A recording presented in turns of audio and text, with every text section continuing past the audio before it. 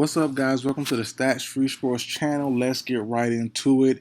Here to give you a podcast episode.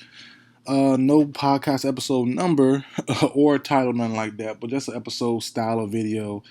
If you don't know, I had a podcast that was on Spotify, Apple Podcasts, all the places. I had my own podcast website. You could go to it and see my recents and all that stuff. This was a while ago, about a year ago. I'm kind of inconsistent with it, so I'm just gonna keep it on YouTube only. For right now, until I really start back doing it full time, which might be soon. To be honest, I really do miss doing it. I did it twice a week, Wednesdays and Saturdays. I might go back. I think I did it, yeah, twice a week. I recorded Tuesdays, posted Wednesdays, and recorded Saturdays, posted Sundays. And I think I might go back to that. Maybe one day a week, we'll see. Bring the website back, start back putting it back on SoundCloud, um, Spotify, Apple Podcasts, all those places there. So that might come back pretty soon. I'll make an announcement if I do. But let's talk about some stuff, man. Mostly NBA, probably all NBA stuff, to be honest. I won't be up here too long. Getting ready for some vacation time. Vacation from Thursday to Monday. So NBA Finals Game 1. I don't gotta go to bed early. I can watch the full game. So I'm excited about that. So vacation tomorrow all the way to Monday. So I'm excited. I'm happy. So I might not record from the rest of this week. Maybe I might not. Depends on how I'm feeling. But the computer's always by. The phone will always be by me. So we'll see what happens. But let's talk about some games, man. Mostly, like I say, NBA. Not really any NFL news going on. Nothing really noteworthy.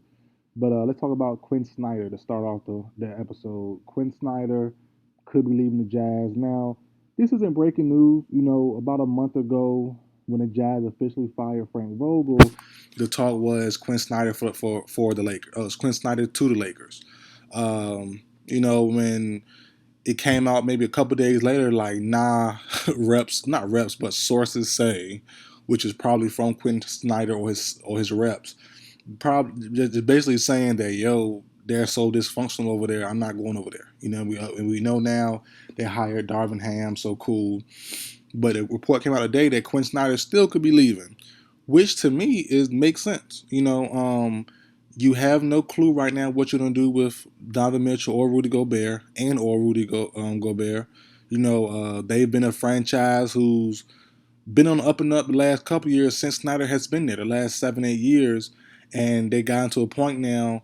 They haven't reached the conference finals yet. And the funny thing is, them and the Denver Nuggets are the teams. Like, man, every year, the last couple years, they have a chance. They're right there. Just they need that push. They're a dark horse team.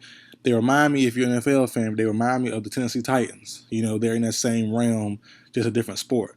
They're right there. They're a dark horse team. If they can get it going, they'll be right there. And they never seem never seem to do it, just like the Titans.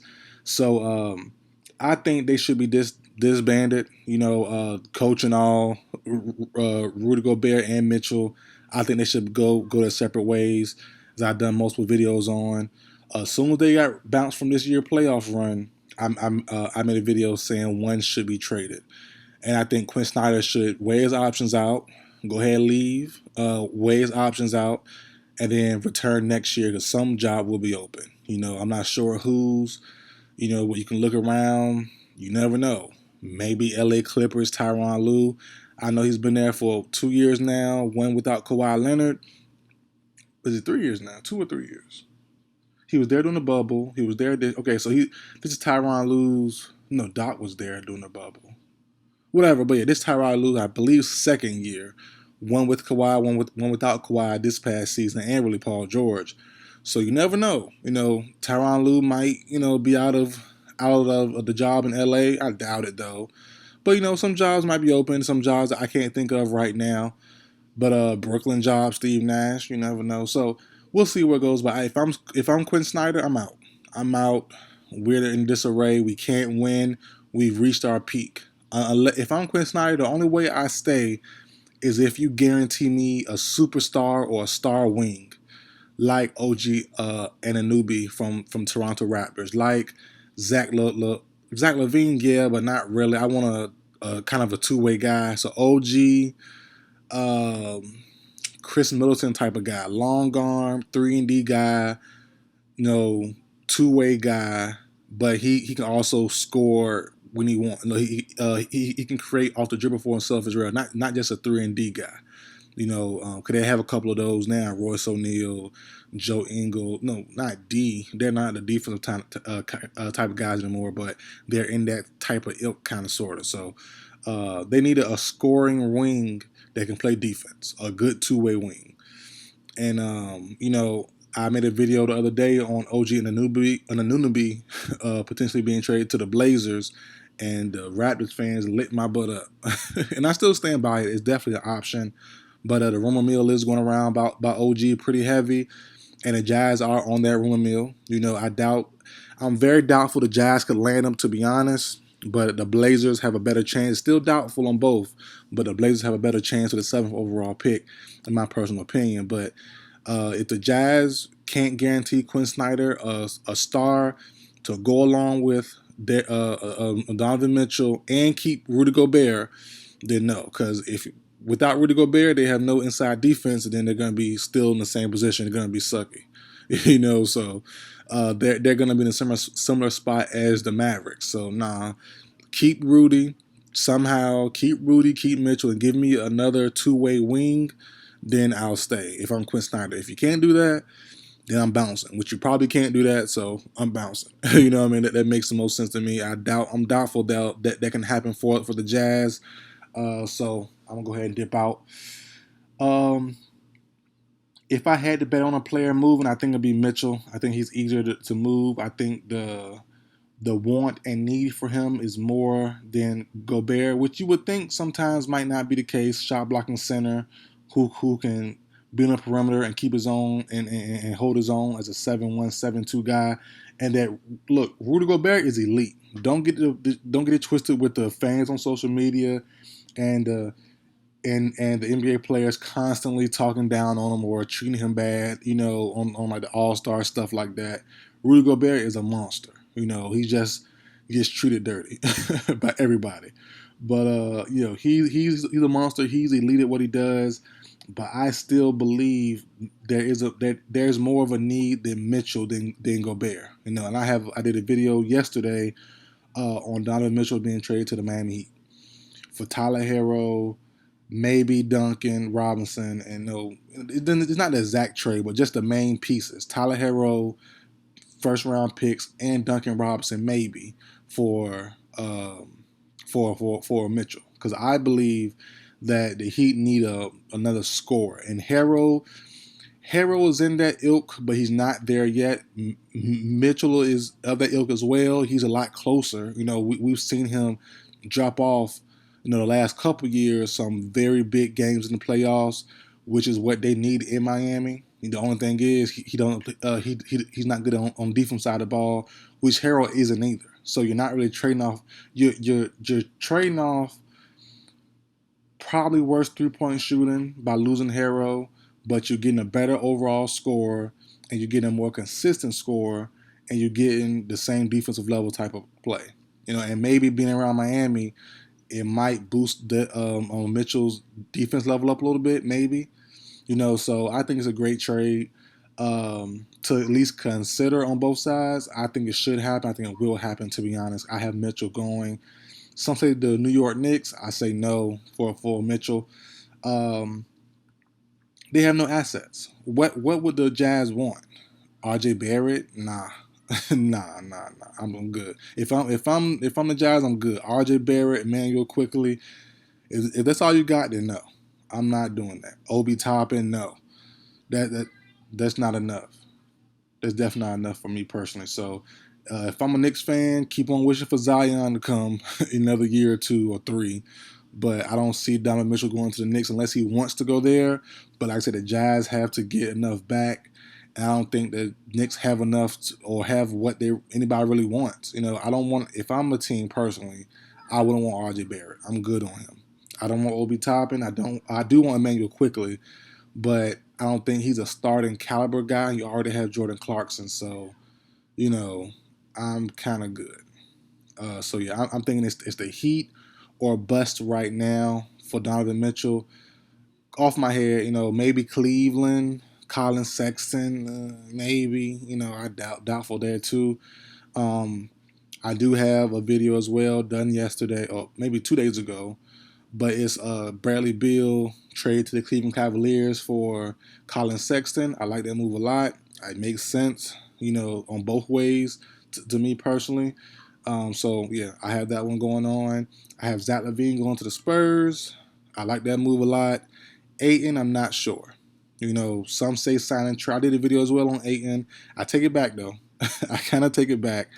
Um, but I did a video on DeAndre Ayton sign and trade to the Charlotte Hornets. It could definitely happen, but for the Hornets' sake, I would say no.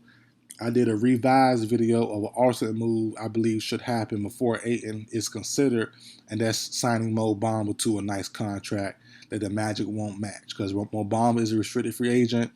The Hornets need a 3-and-D center, and I think Bamba, Miles Turner, someone in that ilk is better than Ayton, who might evolve to that, but right now doesn't show that. So I would say try to get those. If I'm a Hornets, try to get Ayton and Mo Bamba. I mean, not Ayton. Get Mo Bamba or Turner first. If not, then have Ayton deal in the works. If not, a lot of Spurs fans hit me up saying Ayton to the Spurs. I guess I ain't really, I ain't really too fond of that move to be honest. I'd rather them try to get Zach LaVine, get a scoring guard to match with DeJounte Murray, who can score. He scores about 20 points a game, but he's not a true scorer. He's not, you know what I'm saying? I think LaVine's a little bit better, definitely a lot better scorer of the ball, flat out scorer from anywhere. I would have LaVine there, just like how DeMar DeRozan was. That number one league scoring guy, DeJounte Murray be his co-star, but kind of the Robin to the Batman. I think Zach LaVine could slide in easy there, be the Batman. DeJounte Murray be the all-around do it guy, as he's been doing, and be the Robin, kind of sort of like the Nightwing to the Robin, I guess, the older version of Robin that can definitely hold his own and don't need a sidekick or be a sidekick to the Batman, but be his own man, just on the same team. So that's a better way to do it. So I would like that move personally. Um, a supporter hit me up today in my comments saying Oladipo isn't going anywhere. He's staying with the Heat. I think he's out of there. There or Toronto would be a good move to me personally. If not the Heat, and they definitely could pay him. But going off what I heard from him from the Pivot podcast, if you don't know, Ryan Clark, Channing Crowder, Fred Taylor, former football players, have a great podcast. Come out every Tuesday and Sunday, I believe. I watch faithfully. He was up there last week, and the way he was talking, he wants his own team. He wants that, because if you don't remember, Oladipo was on the track to stardom a couple years ago. He was battling LeBron. He was, with the Pacers on the Thunder. He was doing his role. He was doing his thing, and he was good. And it went from that to the injuries, and then Miami for the last couple of years trying to rehab, and now he's back. He played well, but I don't know if that's enough for the Heat to keep him, because he might have outpriced himself from the Heat, to be honest. I think he's going to get a multi-year deal. I don't know if the Heat will sign him to that personally, so we'll see. I wish the best for him, but I think the Hawks would need him the most, to be honest. Trae Young needs a go-getter, aggressive guy with him, a scorer, a two-way guy. Herter can be that, but hasn't shown it yet to be on a consistent basis. As I said in the video as well, Bogdan the same way. He can score, but for some reason, when his time gets clutch, or crunch time comes, he's not consistent. So they're relegated to more role player roles, which they should be anyways. I think Oladipo comes in as a semi co-star, kind of sort of to Trae Young. That's my move there. Maybe goes to Toronto in a backup 6-man bench role. They'll be good as well for Oladipo, but I think Atlanta is the spot for him, honestly. Let's see. Go down my list of topics. I don't really have too much, to be honest. Nothing really going on. I was gonna do 45 to an hour, might be 30. Cause I'm only at 15 minutes now, so we'll see. I'm trying to refresh things now. You know, John Madden announces Madden 23's cover. Makes sense. He just passed not a couple months ago, so it does make sense. First time him being on the cover since 2000. So yeah, nothing, no real big news. Um, I do want to talk about real quick the Lakers' unwillingly wanting to send out a first round pick, and is it wrong? Is it right of them? My take on it, I think it's right of them. You know, to not give up a 2026, 2027 pick, I believe is in the right thinking. You know, LeBron James will not be there long term. He already said it. When Bronny comes, he's going to be going with Bronny. That's in another 2 years. You know, they'll be 2025. They have to look at, and I'm sure they're smart enough to know, AD probably will be gone too. They might trade him for some picks or for some players or something. You know, because AD's, and even if they don't, even if AD wants to stay, AD isn't reliable enough. He hasn't shown at least the first 3 years he isn't reliable enough to hold the fort down by himself with no star. We've seen that already in New Orleans, and he demanded the trade. So, you know, and we already seen the Lakers brass not really acquiesce to LeBron's wants and needs all the time. They had their own thoughts, you know what I mean, which isn't a bad thing.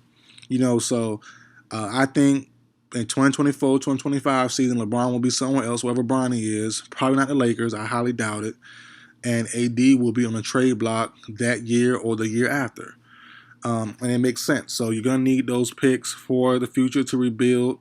You are the Lakers. You will, you know, and you have that big name that you have to live up to. All those legends that played there. You have to keep it going and look long term. So it does make sense. And I can see people saying, okay, you're kind of wasting LeBron's last year or two. But I can see Jenny Buston and those people saying, Kurt Rambis and all those guys saying, and girls saying, that LeBron and AD are so great, they should have enough to get it done. Or find a way to get it done with Russ. Y'all wanted him here, this y'all problem, y'all do y'all job. You know, so it does make sense. I get it, to me personally. But if somehow things were to change and they do end up using that first round pick, the 2026, 2027 season pick, or future picks, I think the Malcolm Brogdon, the well-known Malcolm Brogdon, Buddy Hield move, trade him to the Pacers, that's the best move. You know, I like the move a lot. I think that'd be the best spot for the Lakers. Another strange, no, well, this one is strange to me. The Lakers will not give up on Taylor Horton Tucker. What's his name? Well, THT, whatever his first name is, Taylor, THT. They are stuck on him still. They still like him. They still love him. And the report, I don't know if it's true or not, they will not give him up unless for a certified, what's the word they use? A certified, uh, basically a all-star guy, a certified perennial all-star player. They will not give up on THT until they get that in a trade offer. That's insane to me. That's insane to me. I don't know where they're getting this hype from, but that's insane to me for THT to get that kind of, you know, praise and kind of potential. You know, you only will accept a all-star guy, an all-star player for THT is wild to me. It's super wild. But, you know, they paid him. They're stuck with him. 3, 4 year deal? So, hey, I hope he has some big things planned on coming. No, his skill level jumped up a little bit because without LeBron last year, he looked terrible. I'm not going to lie to you. He had a couple like 1 or 2 game spurts, but other than that, he was not the move. Now, last thing, I'm scouring the internet now, trying to see some news. Don't see anything crazy. All right, guys, back to wrap it up. Quick part 2. Had to take a little break, but we're back. Last thing I was getting into was the finale of this episode, and that's the NBA Finals. Starts tomorrow. Vacay starts tomorrow. I'm excited. But I want to make my pick. I want to get it out there just the day before the game or before the series starts. And it's tough, man. It's really tough to decide. You know, 26 years old. I've seen the Warriors in the finals for they missed the last 2 years. So what? From 23 to 18. Yeah, from 23 to 18. Yeah, from 23 to 19, 23 to 18, I've seen the Warriors in the finals. You know what I mean? Well, yeah, 2015 to 2020, 2018, 2019. Yeah. Yep. 2015 I'll be 18, 19 years old. So, yep, it's tough to go against them, man, but let's say this. X factors for both teams before I make my pick. X factors for both teams. I say the Boston Celtics, the X factor, the biggest X factor to me personally is Marcus Smart. Um, Marcus Smart, won the Defensive Player of the Year this year, well deserved.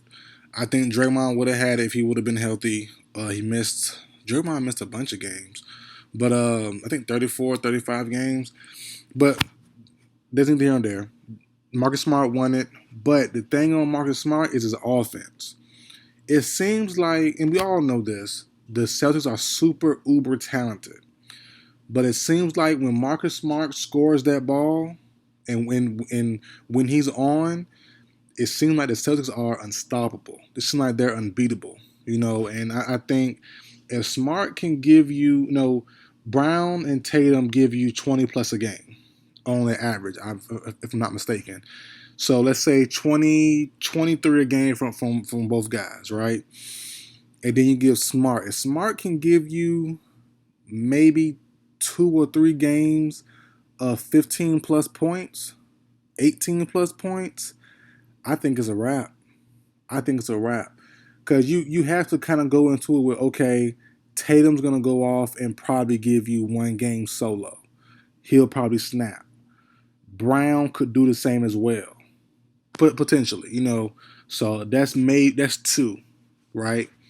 And if Smart can give you 15 plus, 18 plus with lockdown defense, how you normally should be playing, you would think with his 15, with Tatum's 20 plus, with Brown's 20 plus, with a little pitch in from Horford, with a little pitch in from Garrett Williams, a little pitch in from Pritchard, that should give you the game.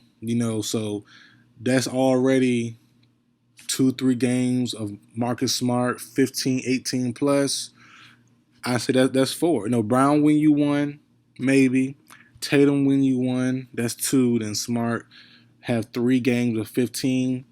Yeah, I definitely think the Celtics can win that way. And they can win other ways. My voice is cracking on me like crazy.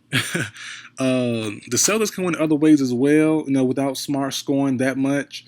But I think that's a surefire, guaranteed way for them to win if he scores maybe not 15. I'll say 18. I'll say 18 plus 17, 17 and a half, 16 and a half, somewhere in that range. Over or under, whatever. And the Golden State Warriors X Factor, to me, I was debating on it. I was going to say Steph. I was going to say Wiggins. I was going to say Poole. Maybe Looney. But I say Klay Thompson. Klay Thompson is the guy. We've seen him turn up in Game 6s. He's Mr. Game 6. They're going to need him dang near every game to perform. He's not been himself all this year. He had maybe 2, 3 games I can count in the regular season where he went crazy. 1 game in the postseason, maybe 2 so far. They're going to need him more often. They're going to need him to turn it up a little bit, turn it on as much as possible, and mainly on the offensive side. No, he's a good defender still, not solid. He's a solid defender still. He's not shut down as he once was, but the offense kind of came down a little bit too. So they need him on the offensive side more than defensive side. You have 2 big boys, 6'7", 6'8", both Brown and Tatum, respectively, those sizes. So it's gonna be tough for one will be on Andrew Wiggins. Well, one Andrew Wiggins will be on. Klay Thompson, not small guy himself, 6'6", 6'7", will be on the other. And they're going to get their points regardless. I'm not tripping on Klay trying to be an elite shutdown guy. He needs to bring his A game on the offensive side of the ball. They need help scoring because that Celtics defense can be smothering. They are legit. They are the real deal. And I've seen this before from somewhere. I forgot where. It might have been on First Things First. I forgot who said it. Because I watched the show in clips. I don't watch the show on TV anymore, but I watch it on clips here and there. I don't want to take anybody's idea or anything, but I do enjoy Chris Broussard. I've always been a big fan of his. I like Nick Wright. He's funny. And some good takes sometimes here and there. And I like Kevin Wiles as well for when he chips in and stuff with some funny stuff. And there's also some good stuff randomly too. So I like that show a lot. I watch it in clips only on certain topics I really care for to hear their opinion on. So I knew it was that show for a fact because that's all I watch. As far as that type of show, that style of debate show. But someone on that show the other day said, yeah, Smart won Defensive Player of the Year, but Smart's not the best defensive guy on that team. It's really Tatum. And when they said that, it's like, it makes sense. You know, it does make sense. Smart can guard positions 1 through 5 like a daggone monster. He's a Tasmanian devil. He's everywhere. Quick hands, strong body. Like he's legit. He won that title for defensive player of the year for a reason. But I do understand whoever said that, why they said it. Tatum and Brown might be better. I can understand it. I can definitely understand it. Their length, and they aren't as dominant as Smart is on defense, but they definitely try hard, and they definitely make some impact as well. So I do understand what they said that. So I'm not gonna run with it and say I agree, but I can see where they're coming from. But all in all, we all know the Celtics defense is legit. I'm just saying, it's gonna be tough to score. For Steph, you're gonna have Smart on you. You're going to switch off, maybe have Tatum, have Brown, have Garrett Williams, have Al Horford, Robert Williams. They're all going to be a problem. Al Horford is a monster. He's a monster for as old as he is, and he's just still playing at a good level. And his defense, shot blocking is there, quick feet, all that good stuff, man. So my pick, if I had to bet all my money, which is not a lot, but I have whatever I have, because me personally, I haven't bet in about 2 months. I feel so good. My pockets are a little bit heavier than what they usually been. I was betting for the last year and a half, and it was alright, but I wasn't really hitting on nothing crazy. I'm joining Discords, playing money, blah blah blah. Got a little change here and there, caught a little hot streak with nothing too amazing. So I decided it's cold turkey just to stop. Like too much losing, time to chill out. So I've been 2 months free of it, so I haven't had that itch to go back. But if I had to bet all my money on it, I would go with the Celtics. I really would, man. I don't know what game. If I had to bet a game, and this sounds crazy, this sounds insane, but I feel like this, man. Tatum gonna win you one, Brown gonna win you one, and if Smart gives you, as I said earlier, 3 games of 15 plus, they're gonna win at least 2 of them. I have Boston in 5. Sounds insane, but if Klay doesn't show up, I think Boston in 5, and I'm gonna stick to that. I really, really am, man. It sounds insane to say, it really does, but that's my formula, man. And I think they can definitely reach that every night. In 5 games, as I said, Smart can reach that total of 15, 3 out of 5 nights, and they'll lose 1. And then the other 2 nights, they win. And then, I said, Tatum might go off for 50. Brown might go off for 35 with Tatum 20. In a group effort after that, that's 5 games. The Celtics win 4. I just don't. Oh man, saying it out loud versus thinking it in my head sounds insane, but I'm sticking with it. That's my belief. That's my thoughts. That's why, and all the math, all the science led me to making this assumption and this prediction. So I'm gonna stick with it. Boston Celtics in five if Clay isn't his old self, which you might need 25 a night from Clay, 22 a night, you know, somewhere in that range, somewhere in the 20s range with some good 3-point shooting, not no 3 for 13, 3 for 15 from Clay. You're going to need 6 of 12, 5 of 12, 5 of 11. Like, you need something like that. You need Marksman Clay to come back 7 for 14, 7 for 11, 7 30. You're going to need some of that to really, I think, stay in this game because Boston defense will swarm. They will eat Warriors alive if Clay doesn't help his guys out. So no pressure on Clay, none at all. But I think if he don't show up, I think the series is over in 5. So that's my prediction, guys. Thanks for listening. Comment down below. What should we talk about next time? All that good stuff, man. So that's it for video, guys. Like, share, comment, subscribe. I will see you guys next time.